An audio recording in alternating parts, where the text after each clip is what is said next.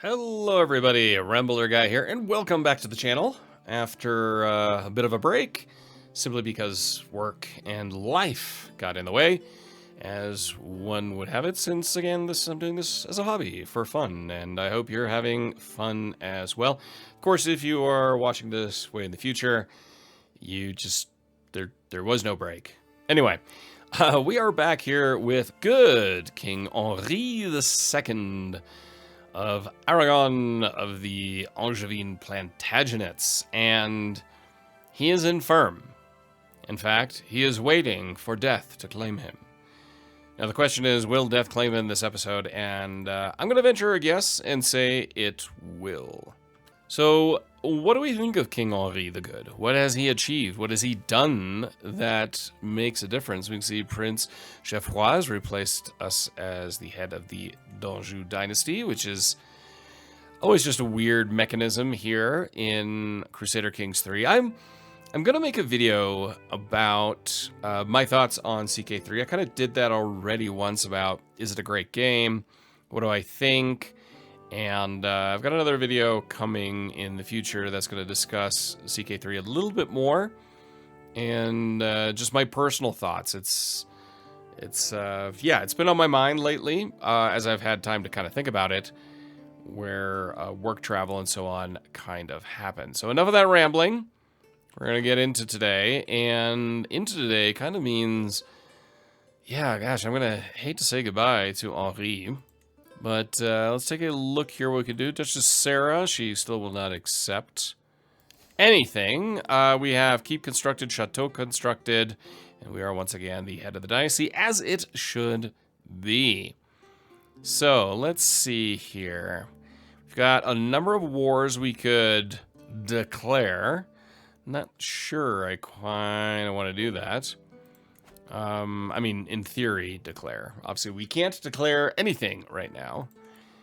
But, I mean, these are still... This is still something I want, but we just can't do it. Can't do it. We're still trying to find something about the Emperor.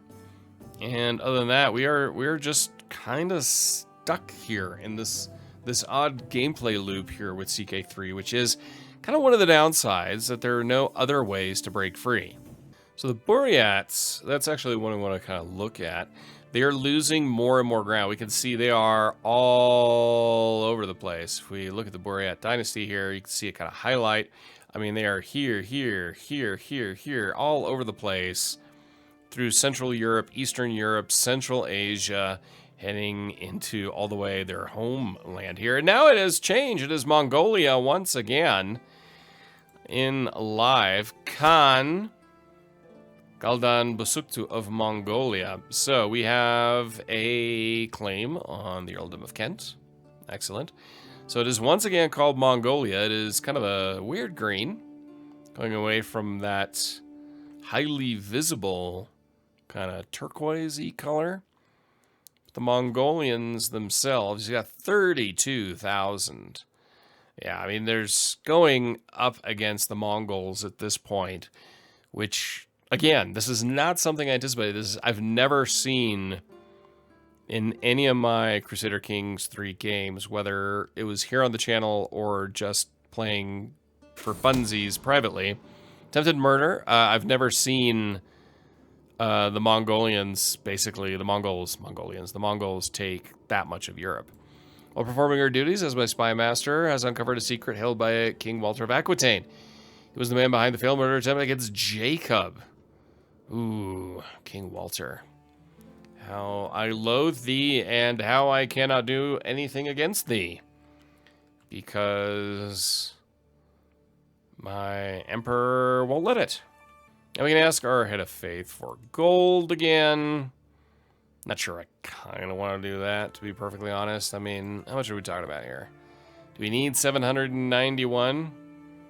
I mean, the Pope really likes us. We'd lose 20 opinion, spend 250 here. I don't want claims, I want money.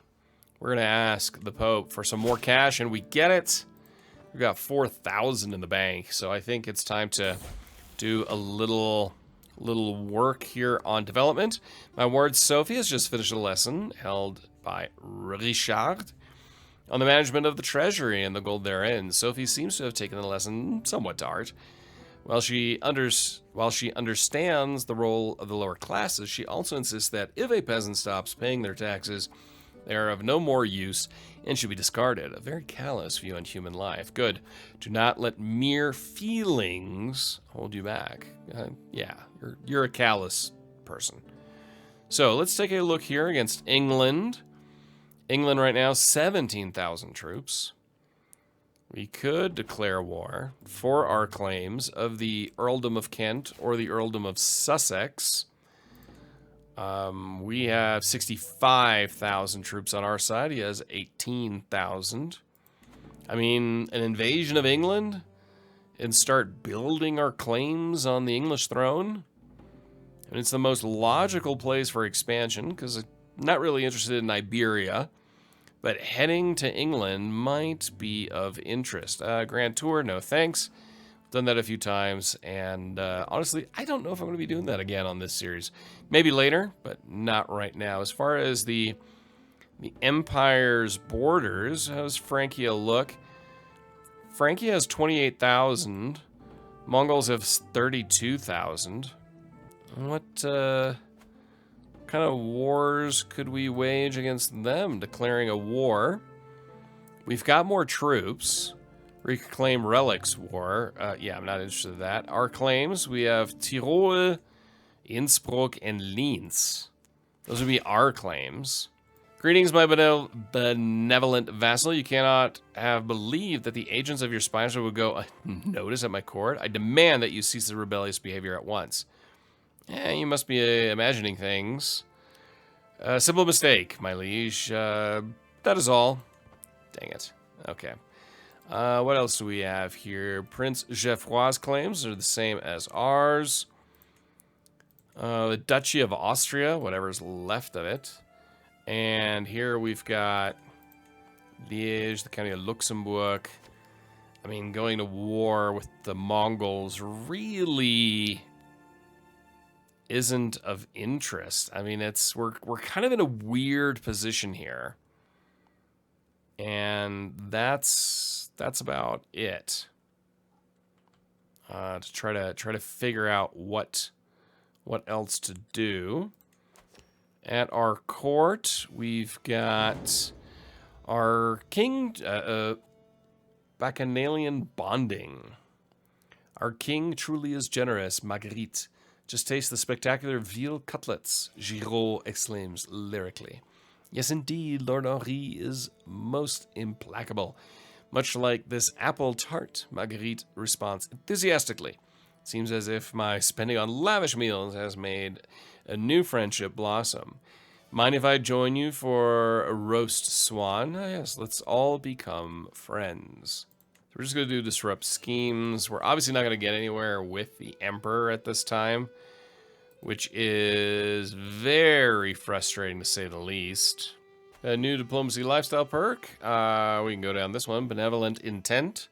Sway scheme power plus 30 or a firm hand. Prestige by dread gain. I will do benevolent intent for now. As we try to figure out what we can even possibly do right now expansion-wise. There's not a lot of secret exposed.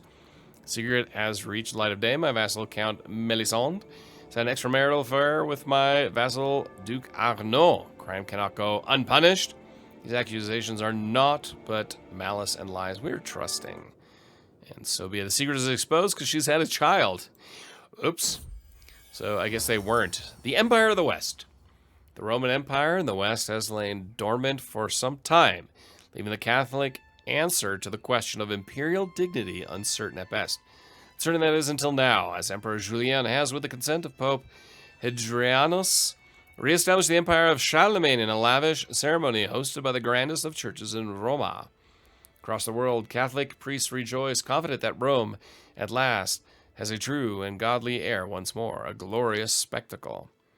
So the Holy Roman Empire has reformed in, okay, nominate, you have not cast vote for title heir to the Holy Roman Empire. Well, I am going to cast a vote for me. Very, very simply put. So, yes, I am casting a vote for myself. We've got a number of electors, and we are one of the electors for the Emperor.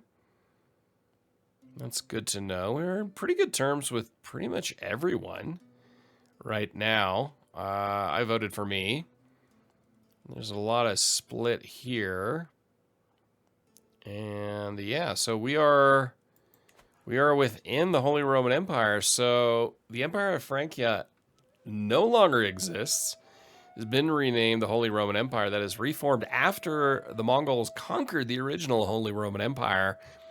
It has now shifted to the west. Council invitation as Chancellor to the Holy Roman Empire. Of course we shall accept this. So, Francia no more, HRE is back, and now, well, that really hasn't changed anything for us in that sense, other than now there are politics to be played internally within the Holy Roman Empire. We have discovered primogeniture. Greetings, my charming liege. I have been hosting your Chancellor Duchess Caesarea for several weeks, as she has helped me truly see the splendor of the realm under your rule. I am nothing. It's an honor to serve as your vassal. Of course. Okay, so now we shall go to our succession. Change that to primogeniture. And that is done. And we will pass the law. Why not? Let's go all the way for absolute crown authority. So now primogeniture is enacted. We've pissed off everybody because we've gone with absolute crown authority, but that's okay because now when people, when vassals threaten, they want to lower crown authority, I'm totally okay with it. Our culture is now fascinated by the advanced bow making innovation. Well, we'll see about that. Look at the innovations here. Is there anything still open? Advanced bow making and divine right. That's not a bad one either. Seigneurialism, 41 years. Advanced bow making. I don't really care about that. So the divine right can use de jure casus belli, can press multiple claims for another character in a single war. Unlocks the Palatinate feudal contract. Ooh, title creation cost goes down, short reign duration goes down. I don't mind that one at all. And seigneurialism, domain taxes would go up. Now, divine right, that is our focus for the next 4 years. Before we continue on, that's a really good one to go after. Greetings, my benevolent liege. I have a right in Angers to pay homage to you. Show Duke Arnaud in at once. I accept his generous gift because we are obviously not wealthy enough. Let's go back in here and do a little bit more county development.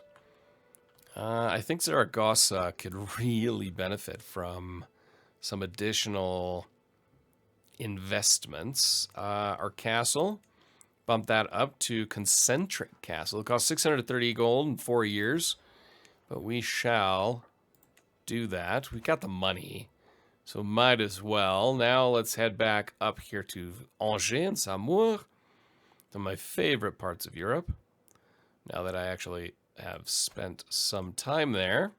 Saumur itself, we can add a new building.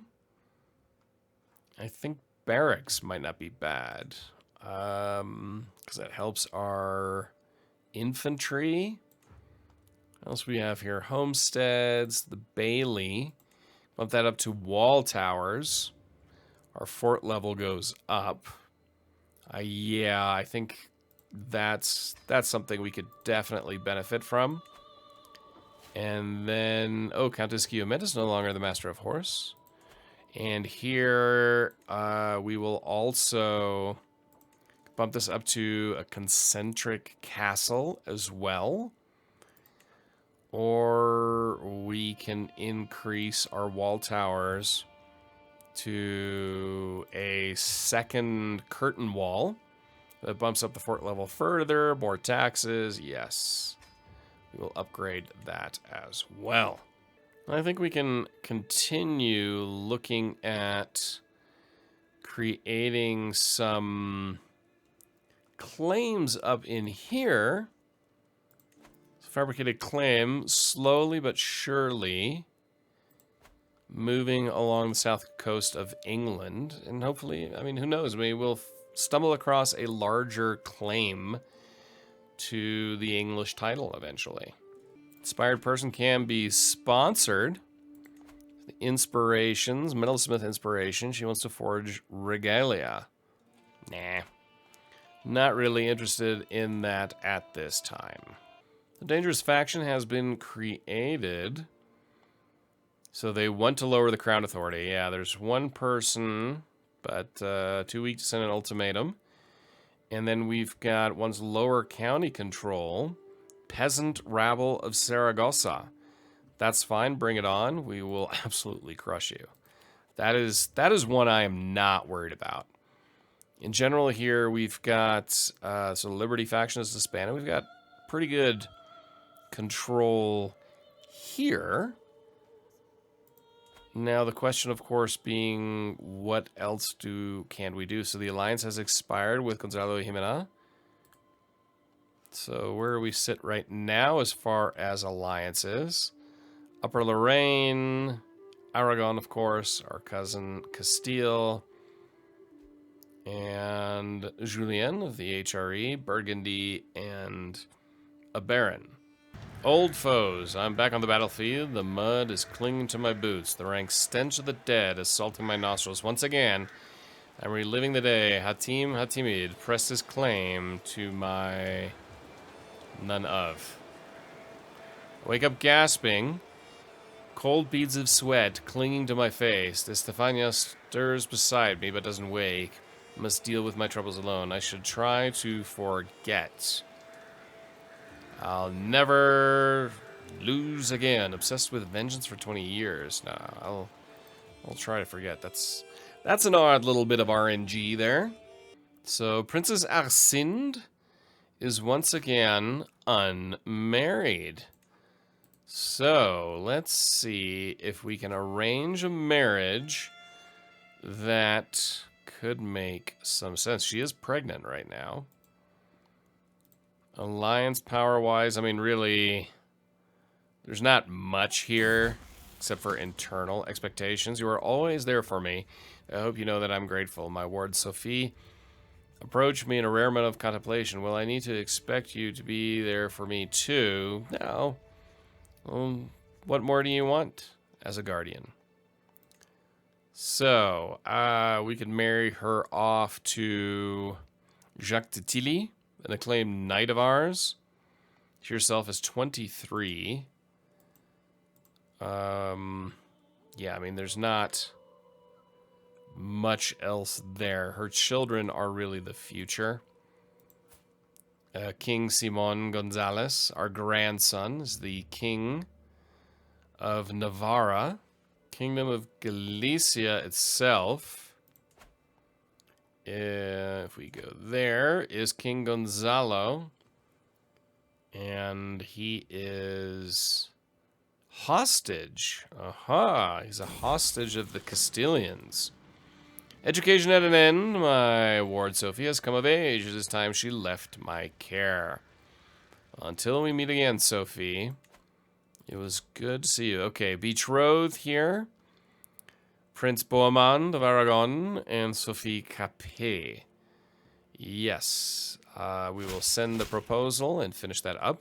And the Earldom of Surrey is ours. Your son Bohemond and my half-sister Sophie will be joined in holy matrimony. Excellent. So, further ties to the Emperor. I mean, it doesn't hurt, really. To the chattering King Henri, we have been burdened by oppressive laws. Guess I can grant a tax lien. Oh, heck no. You shall die. Okay. So we are going to raise an army down, all the way down to the south. So we are going to change our rally point. Here along the coast. And nope, we're going to change our rally point to right here. And we're going to raise all our armies. And we shall go and we shall defeat them. Plush and exotic carpet, a plush, vibrant and soft. A plush carpet, vibrant and soft, arrives as a gift from Bashira. She would send me... Why would she send me such an exquisite gift? I do not know. The fine weave of the carpet is as pleasing to the touch as the skin of a lover. Carpet will cover the floors of my room. Absolutely, and he is very trusting, so... He's definitely gonna do that. An attempt on my life. I was about to bite into the most succulent piece of duck I had ever seen. One of my servants kneeled over, clutching at his throat. He had been helping himself to a taste of my meal. At the very least, he served as a warning to not touch the bird while receiving just punishment for his crime. This was undoubtedly the work of the evil scullion Bashira. So there is Princess Bashira. And it is time to kill her. No. I'll make her regret this. Okay, time to send our troops out here and defeat the peasant rabble in the field. And we don't need to call in any allies for this. We're about ready to fight the battle. Battle of Sarignena. And the rebels will be easily defeated. And the demands are in force. We can disband all of our troops again. Move that rally point back home. So, that has been done. We will now look at our prisoners.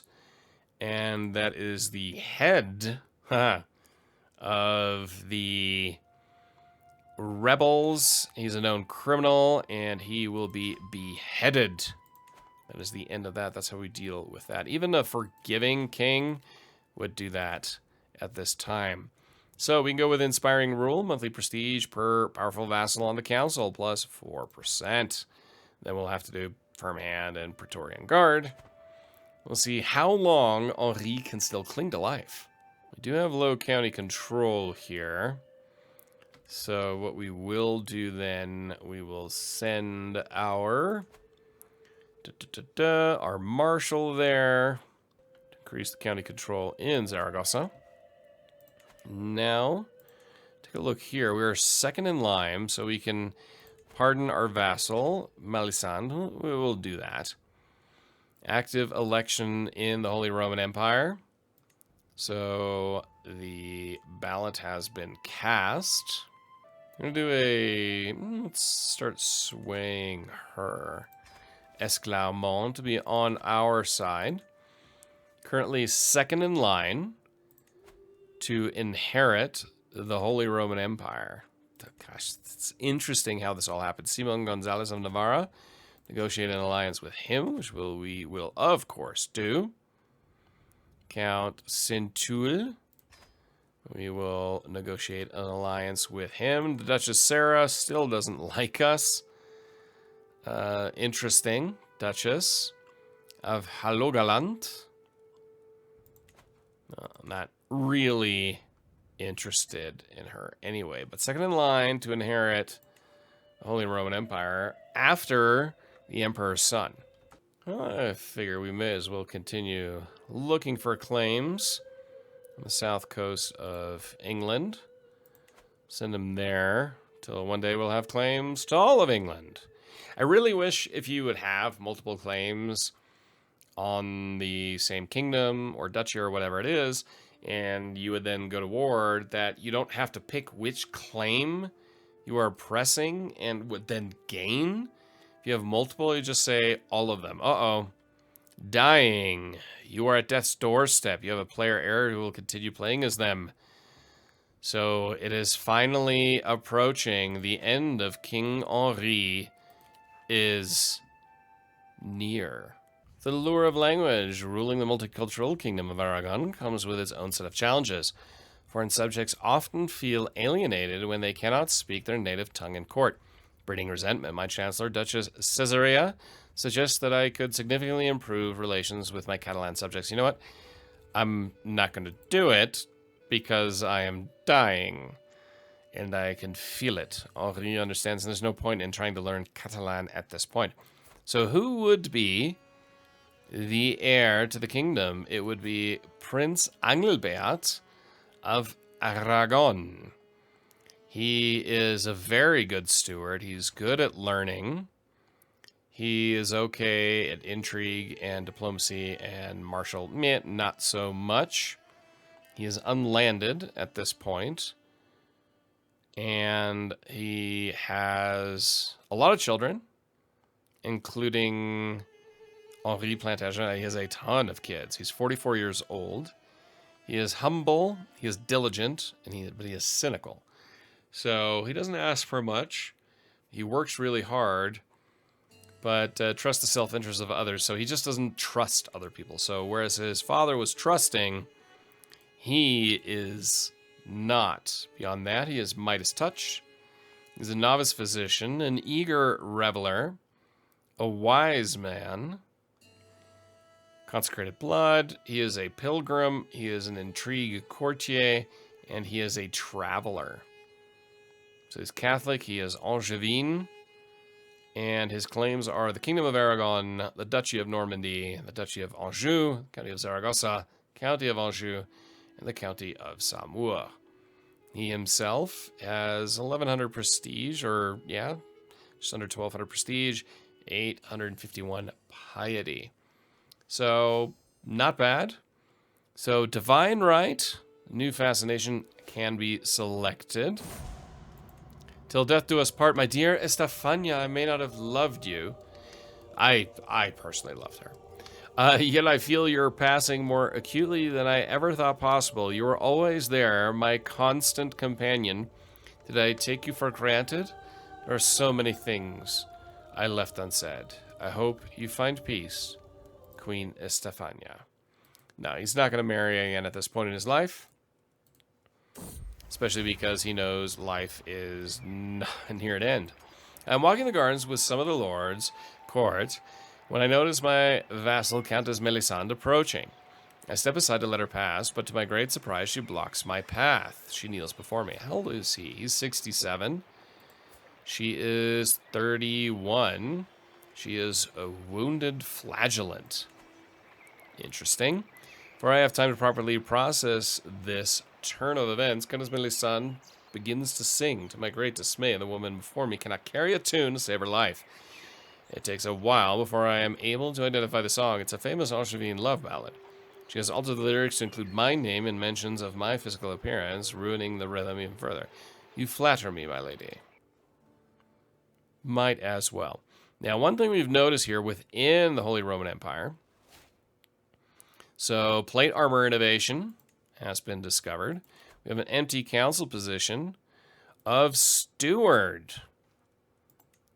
So, very good steward will be Gilbert, Prince Valerin, son, vassal, and knight. Yes, we will assign our son to the council, one of them. We can see here the Holy Roman Empire, a lot of realms have really broken up. You can see Aquitaine is no longer what it once was, not even a little. I wonder, though. Nope, still can't declare a war. I was just curious. I wasn't sure if anything had changed. Prince Geoffroy, the Timid, expands a council position as spy master. I mean, Marguerite is okay, but you know what? We are going to put Prince Geoffroy, our brother, on the council, and with that we have all of them taken care of. And accolades lack successors, not overly concerned with that. And onwards. And the treasury is quite full now at 5,000 gold coins. I have prowled through and actually argue the rightful lord of the Duchy of Wessex. Yes, all of Wessex will be mine. Haha. Fantastic. That's what I like to hear. So, what we could do, if we go to declaring war, Where is the King of England? Now, our total army is vastly superior. We have way more money. We can get the entire Duchy of Wessex. So the entire south coast of England. But we're going to continue sending our Archbishop here. And now let's go... You know what? Let's go for Cornwall. I think that would be a good spot. So we'll go down down to Devon and see if we can grab anything there. Greetings, my liege. I have arrived in Angers to pay homage to you as king, Prince Valérien of Toulouse. Show him in and accept his gift from our humble son. So let's see, where do the elections lie now? It's all going to Prince Julien of the HRE. The only one who has not voted for him is me. I have voted for myself. You know, honestly, that's not really what he would do. If I'm perfectly honest, I think voting for Prince Julien, that makes more sense from a roleplay perspective. When I look at him, he's forgiving, he's lazy, he's trusting, and he's forgiving by nature, and he's lazy. He doesn't even want to be an emperor. Now, his son, on the other hand, that would still be a little bit of a different topic. Now let's head back here, and I think we can do a little bit more further improvement. And in fact, I think we're going to spend the money to move to a concentric castle here. And in Saumur, we will also upgrade to a concentric castle. Count Gottfried has become your marshal. Is he any good? Not particularly. We've got a new diplomacy lifestyle perk, so we'll have to go with firm hand. So monthly prestige per dread goes up by 0.4%. You have a new steward who also cannot be fired for 25 years. Steward and vassal, and he is not good. So the council is forming itself, not in a great way. We've got a Liberty War, my liege's war, defending against the Earl Peter of Cheshire. Okay, so that's centrally here. The defender is Duke Gutmund of Mercia. It's an alliance with the Emperor, but that's not really of our concern. And at this point, if we take a look at the Holy Roman Empire, I mean, by far, the Kingdom of Italy has fallen apart. Aquitaine has fallen apart. The only major kingdom that hasn't fallen apart is Aragon. So we're by far the most powerful vassal within the Holy Roman Empire. By the will of Jesus, why I'm so sore. Slept well as I usually do, but whenever I stretch, I can feel my bones all but sparking as they scrape against each other. I stare down at my hands, closely observing the nails. Yellowing with age atop skin that's wrinkling more than I'd like, is able to imagine that youth once surged through this flesh, hot and vital. Yeah, sorry. The Earldom of Devon is ours, so let's continue on fabricating claims. Next up, unpleasant pleasantries. I first want to see, let's go for Cornwall. When I sent out invitations to a dance, I was looking forward to an evening of good company and frivolous fun. Instead, I found myself stuck in a dreadful conversation with Mayor Oswin of Vernon. I think the Lord has had enough, a woman interrupts. It is Countess Melisande. Can't you tell you're boring him, Mayor? Indeed, I have had quite enough. A king has time for everyone. I am not staying a moment longer than I have to. And it has happened as we had predicted.